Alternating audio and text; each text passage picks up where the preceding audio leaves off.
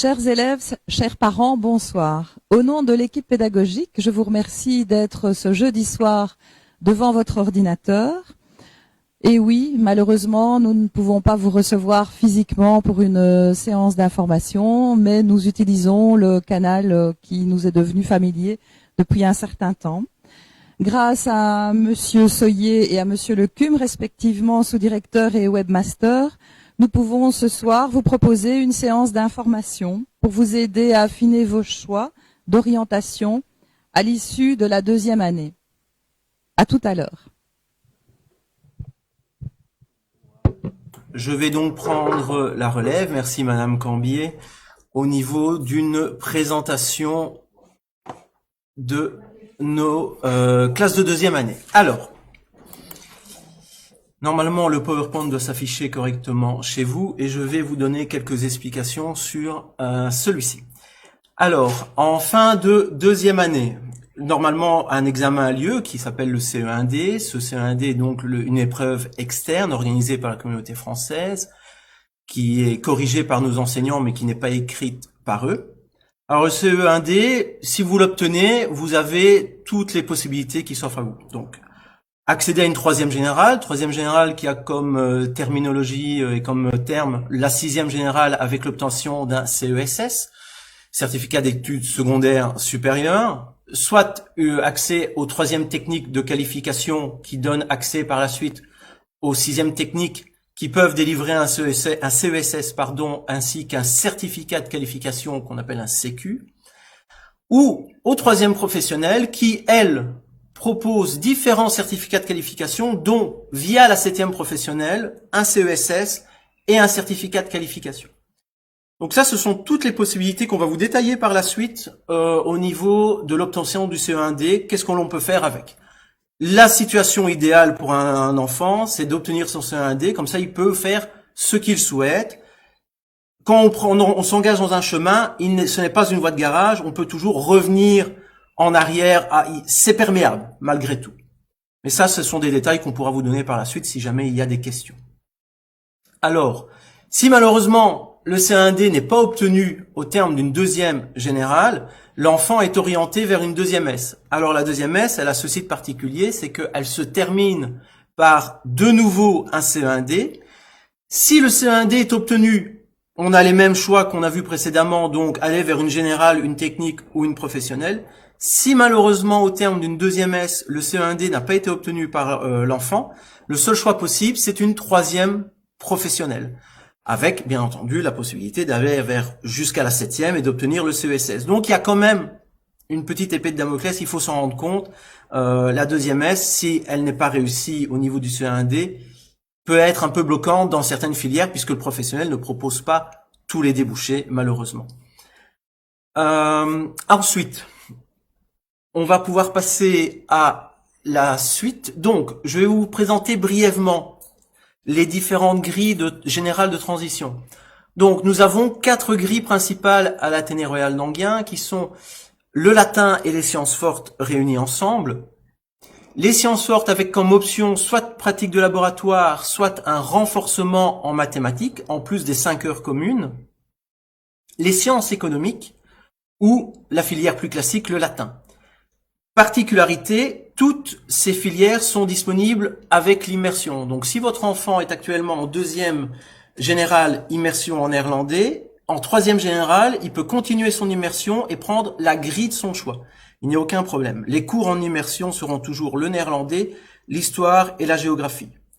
Les autres cours de formation commune comme le français, les mathématiques, eux, ne changent pas et restent bien entendu en français. Alors, je vais passer la parole à Monsieur Decroix, juste le temps de faire le changement de caméra. Il va pouvoir vous donner une explication sur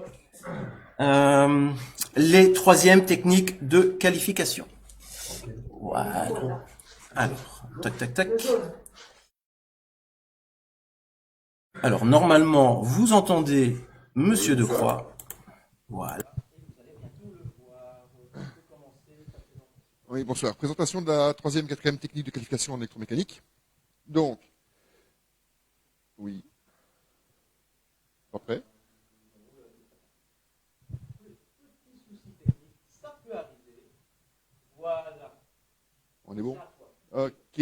Donc, présentation du métier, donc le montage, câblage, assemblage, l'électromécanicien intervient sur toutes les machines. D'accord?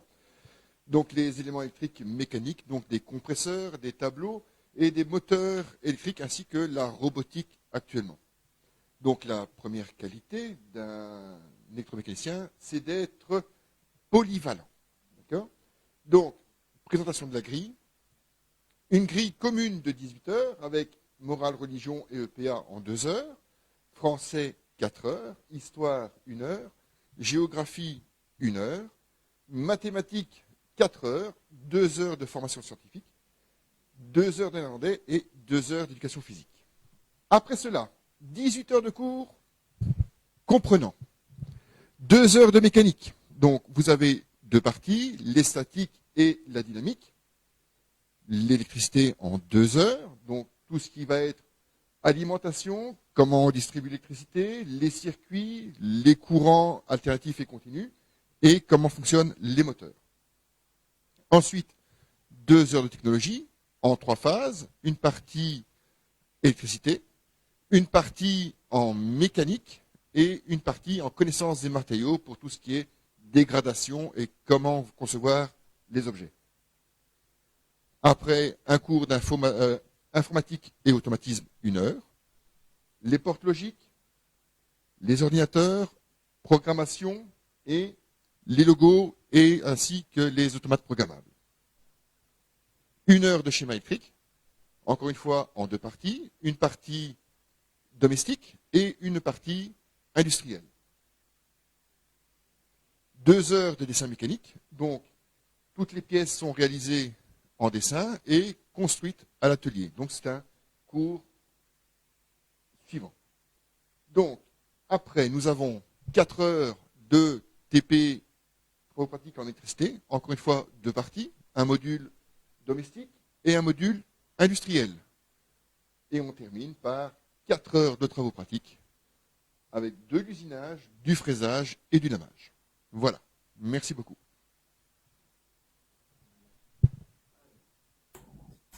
Merci, Monsieur Decroix. Voilà. Alors maintenant, nous allons pouvoir passer à la présentation de la section suivante, qui est la section technique de qualification technicien de bureau. Je vais pouvoir passer la parole au professeur suivant dès qu'il sera prêt. Oui, tu peux prendre le micro. Et nous allons passer sur toi dans une seconde. Voilà. Tu peux y aller. Donc bonsoir à tous, moi c'est Madame Lesseux et je vais vous parler donc de la section qualifiante, les techniciens et techniciennes de bureau. Alors en 3e et 4e, on va appeler ça l'option secrétariat tourisme et durant 2 années, on va vous donner toutes les bases pour accéder à la 5e et 6e qu'on appellera la technicienne de bureau.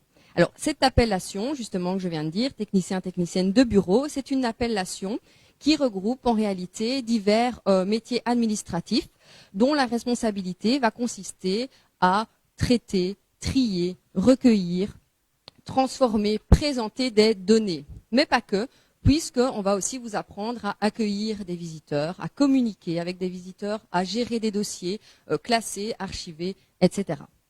Alors, cette option, c'est une option qui va vous permettre d'obtenir le certificat de qualification pour votre futur envol dans la vie active professionnelle.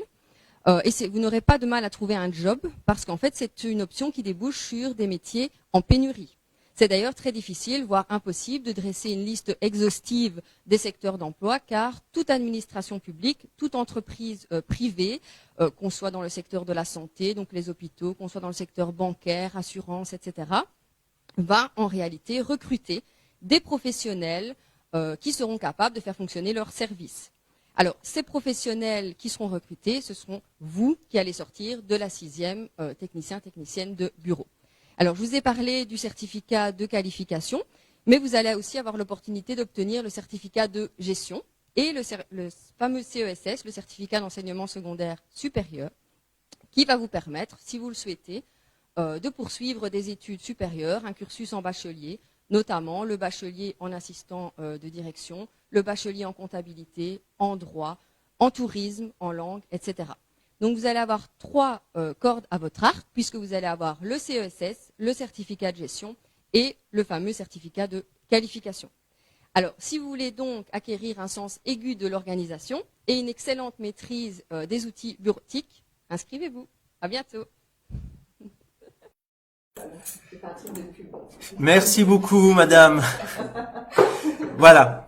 Alors, je vais vous présenter la section suivante. Alors, malheureusement, nous n'avons pas pu avoir un professeur de la section menuiserie ce soir, malheureusement dû aux mesures sanitaires et aux vies de chacun. Donc, par contre, il nous a envoyé une belle petite vidéo qui va durer 1 minute et ensuite je vous donnerai quelques explications techniques concernant la section menuiserie. Donc, à tout de suite.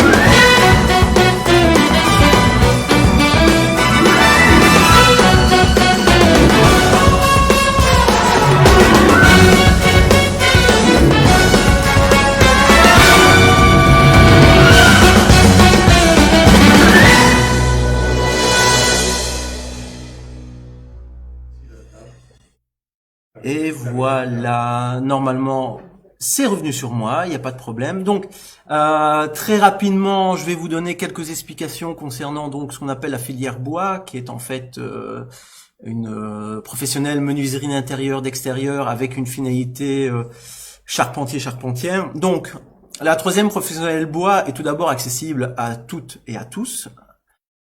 Ensuite, on passe à une 4e, 5e, 6e professionnelle qui est un enseignement en CPU. Enseignement en CPU, ça veut tout simplement dire qu'on certifie par unité. Donc, par exemple, en ce moment, les 4e professionnels sont en train de, de préparer une porte. Donc, on m'entend pas assez fort. Moi, je vais monter le son, alors, un petit peu de mon côté. Ça, ce sont les aléas du direct. Le son est faible. Voilà. J'ai mis au maximum, et au pire, je parlerai fort. C'est pas un problème. Alors, le certificat de qualification est obtenu au bout de la 6e année. Et si les élèves le souhaitent, ils peuvent poursuivre avec une 7e professionnelle type B, qui leur donne une certification supplémentaire de charpentier-charpentière, ainsi que le CESS, qui donne accès aux études supérieures, notamment s'ils veulent pouvoir se mettre à leur compte, faire des études de gestion ou autre. Voilà, tout est possible à ce niveau-là. Alors, maintenant, je vais passer la parole à Madame Noulet, qui va vous présenter la section service aux personnes. On fait la petite transition et elle sera tout de suite là. Voilà. Voilà. Alors, donc, moi, je vais vous présenter les services sociaux. C'est un secteur qui est très demandeur au niveau professionnel, puisque beaucoup de débouchés sont aussi demandés vu la quantité de personnes, je veux dire, vieillissantes et dont il faut s'occuper. Donc voilà, c'est un créneau d'emploi pour les élèves qui sont motivés par ce métier et qui sont capables de réfléchir en termes de service aux personnes. Dès la 3e année, les élèves sont préparés à une insertion à la vie active par l'enseignement de nombreuses disciplines axées autour de cours pratiques, mais aussi de cours théoriques ou techniques. L'optique de ces cours étant de mettre l'accent sur les compétences attendues dans le monde du travail. Pour cela, on va veiller tout au long de leur cursus à développer un esprit d'organisation et de conscience professionnelle. Étant donné qu'on va s'occuper de personnes et de leur santé, je pense qu'à l'heure actuelle, on est vraiment en plein dedans. Alors, concernant les cours qui leur sont dispensés, je vais vous donner un petit peu de détails parce que c'est quand même assez large dans leur grille horaire. Ils auront des cours techniques, donc ils seront concernés par la nutrition, l'hygiène et la puériculture, qui vont donc les amener petit à petit à une alimentation le plus équilibrée possible, à maintenir quel que soit l'état de santé et l'âge de la personne, d'essayer qu'elle soit en meilleure santé possible. Des cours sociaux qui sont aussi leur permettre d'avoir un contact suffisamment respectueux et harmonieux avec la personne. Des cours d'organisation du travail et de technologie qui va permettre des connaissances d'acquérir des connaissances pour une bonne mise en pratique de différentes tâches professionnelles. Donc, ils vont devoir être appelés à choisir du matériel pour les personnes à domicile. Concernant les cours pratiques, il y a des cours d'art culinaire et de maintenance. Donc, l'apprentissage va débuter par l'acquisition de techniques de base et d'exercices d'entraînement qui se font dans le respect des règles et d'organisation qui sont acquises au cours technique. Ces techniques de base vont tout d'abord commencer par des tâches qui sont simples et de plus en plus compliquées, d'ailleurs comme dans toute profession, tout métier professionnel. Dans cette formation pratique, il y a aussi des cours de techniques éducatives et de travaux maison qui vont leur permettre de réaliser des activités ludiques auprès du public qui est varié, qui va de l'enfant à la personne âgée. Et cet apprentissage va être aussi évolutif en fonction de leur capacité et de leur dextérité. Et on a aussi un cours d'enquête visite séminaire qui est très agréable puisque c'est un cours par lequel moi je passe par des vidéos qui leur permettent de voir avoir une vue plus large et plus technique et plus pratique aussi de leur approche dans les cours qui sont d'hygiène, nutrition et puériculture. Voilà.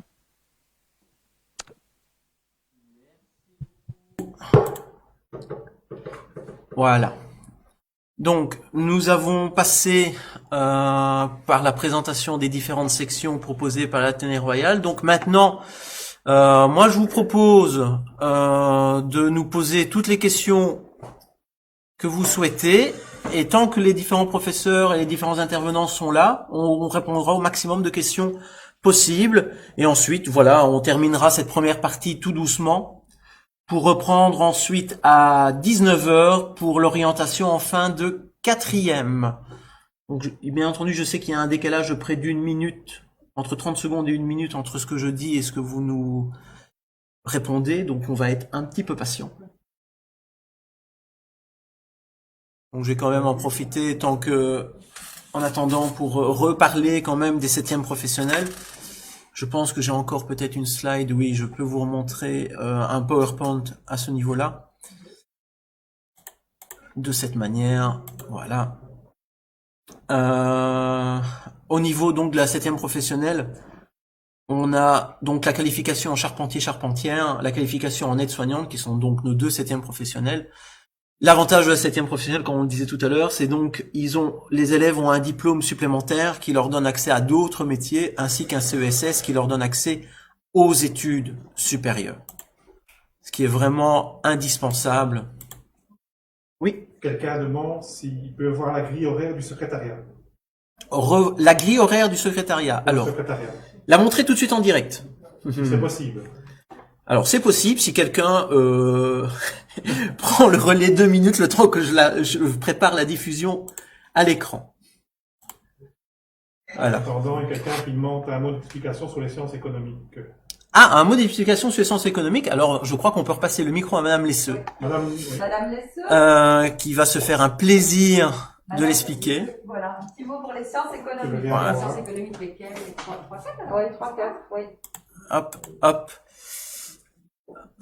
Oui, il faut le temps de retirer le masque parce que Et oui. nous gardons évidemment toutes les mesures sanitaires. C'est encore fini? Oui, Madame Lesseux, tout est toujours filmé. Alors, il y a quelqu'un qui demande, donc attends. Donc, pouvez-vous me donner un mot d'explication concernant les sciences économiques? Oui, donc au degré inférieur, puisque le degré supérieur, c'est Madame Sarrazin qui arrivera juste après. Alors, il faut savoir que le cours est divisé en 2 parties, en sciences éco. Il est divisé en droit civil et économie générale.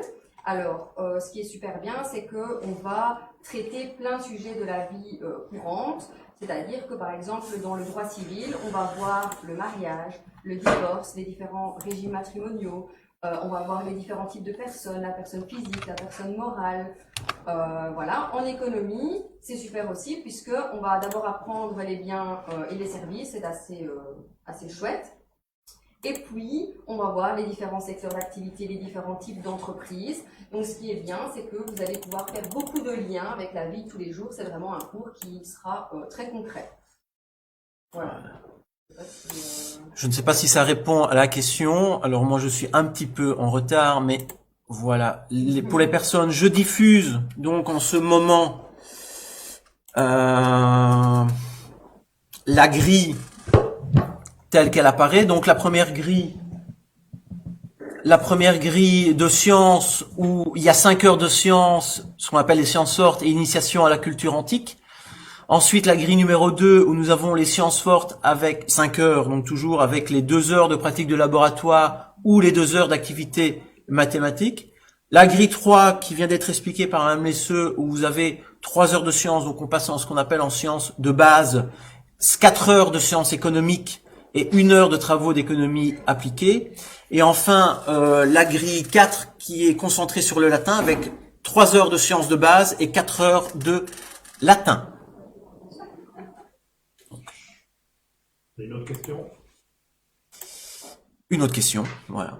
Pouvez-vous, s'il vous plaît, détailler la section générale, sciences fortes, labo ou maths? Alors, la détailler dans quel sens, peut-être? Le contenu de cours?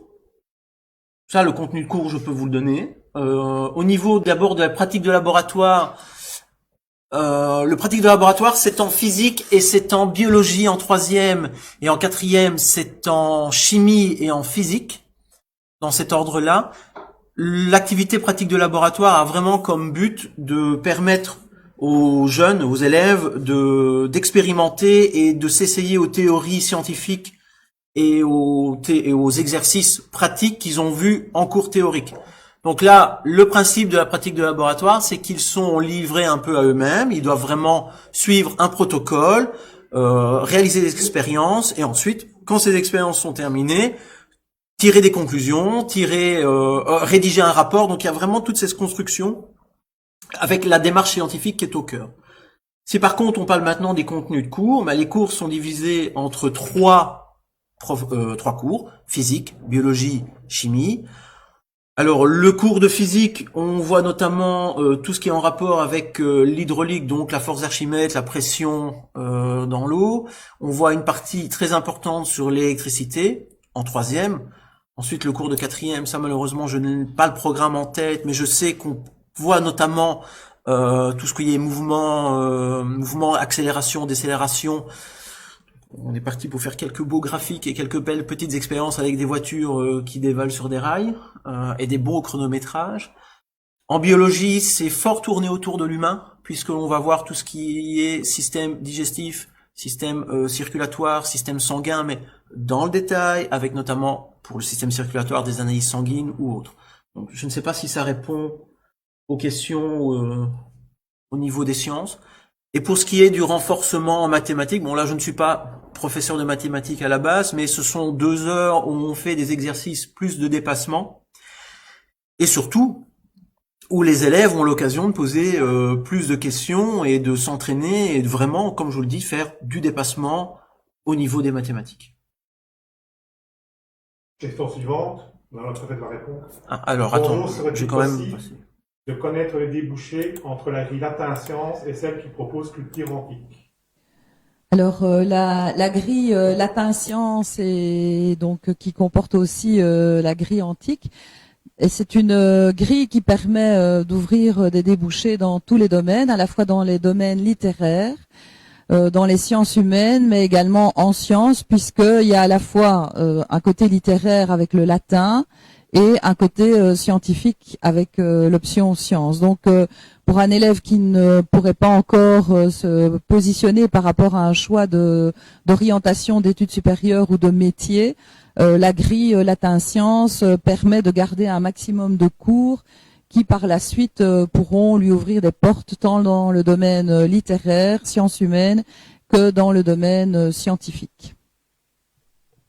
Question suivante. Est-il possible d'avoir plus d'infos sur les cours des différentes grilles du général immersion? plus d'informations sur les cours des différentes grilles du général immersion. Si les enfants sont actuellement en 2e général en immersion, ils gardent les mêmes enseignants pour la plupart en histoire, en géographie et en néerlandais. Donc s'ils ont actuellement, pour les élèves qui sont dans l'école, Madame Spitage, Madame Deboul, et que je ne me trompe pas, Madame Van de Sand, oui, ce serait normalement les mêmes enseignants, à moins qu'il y ait eu un changement d'établissement pour l'une d'entre elles, mais normalement, il n'y a pas de changement. C'est en quatrième qu'il y a un changement d'enseignant, où là, on passe sur des professeurs licenciés qui seront donc différents, mais ça reste toujours le néerlandais, l'histoire, la géographie, qui sont les cours donnés en immersion. Alors oui, ceux qui avaient actuellement une grille d'activités complémentaires, conversation, culture néerlandaise, ce type d'option disparaît, puisque si on veut proposer de l'immersion et une grille d'enseignement général suffisamment étoffée pour pouvoir avoir accès à des diplômes par la suite, on ne pouvait plus rajouter ces heures supplémentaires. Donc ici, on a vraiment trouvé le meilleur équilibre possible entre de l'immersion, donc 8 heures semaine, toujours d'immersion, et une formation qui ne met pas à l'écart et qui conditionne rien au niveau des diplômes futurs. Parce que le terme, c'est quand même d'arriver en 6e et d'avoir un diplôme à un moment ou à un autre dans sa scolarité.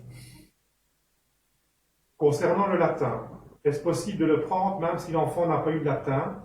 Et quelle est la différence de charge de travail entre la première grille et la dernière grille avec le latin? Alors d'un point de vue technique, moi je peux déjà répondre là-dessus, c'est que le latin en première et en deuxième, étant donné que c'est une activité complémentaire, comme son nom l'indique, elle n'est pas obligatoire et le cours de latin commence réellement en troisième général.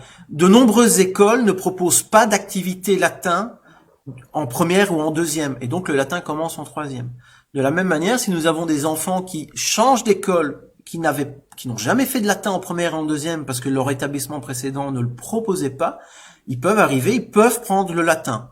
Après, je vais laisser Madame Cambier répondre peut-être au niveau de la charge de travail parce que c'est vraiment pas trop mon domaine celui-là, mais voilà. Vous savez que d'un point de vue légal, d'un point de vue technique, c'est faisable, c'est possible, c'est prévu. Au niveau de la charge de travail, comme l'apprentissage véritable du latin avec les déclinaisons commence à partir de la troisième, c'est comme la charge de travail revient plus ou moins à celle d'une autre option qui débute en troisième année.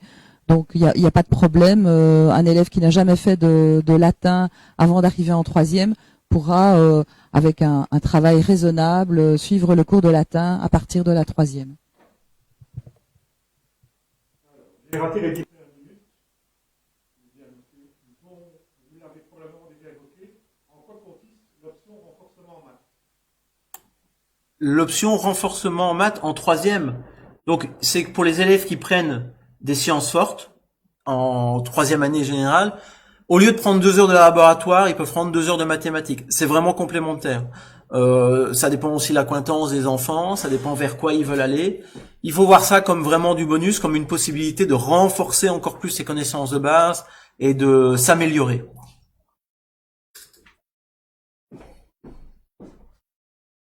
Prochaine question va concerner Monsieur Decroix. Ah.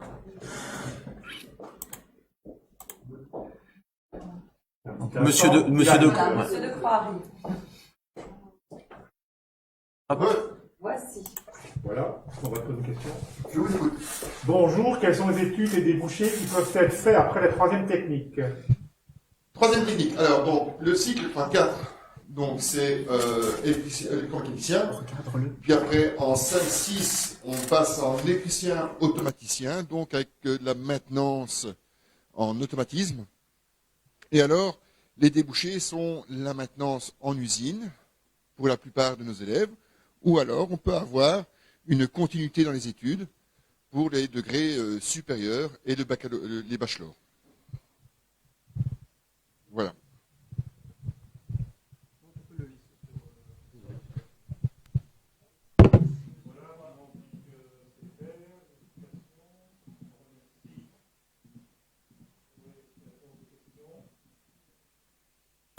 C'est clair qu'on aurait préféré pouvoir faire une soirée d'information comme les années précédentes où tous les enseignants sont présents de la première à la 7e. Comme ça, on peut papillonner et poser toutes les questions que l'on veut.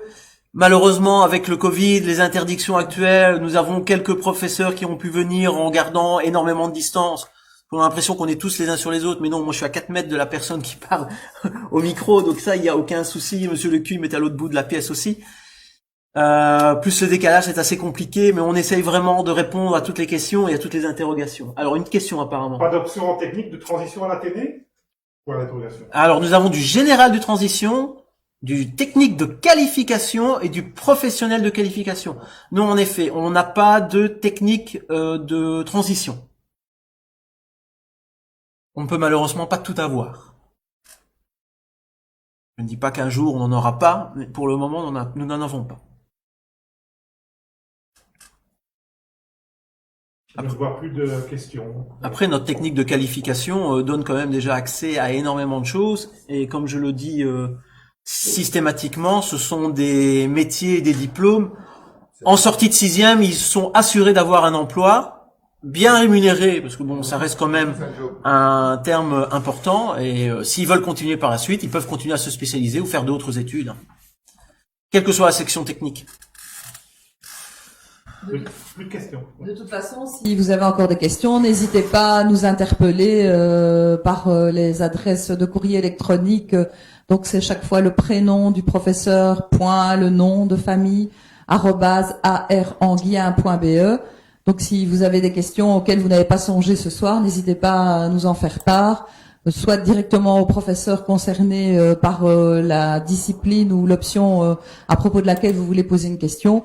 Et si pas, secondaire, @aranguien.be, et nous vous répondrons avec plaisir. Et vous pouvez, enfin, les enfants peuvent toujours interpeller leur professeur aussi. Voilà. Merci.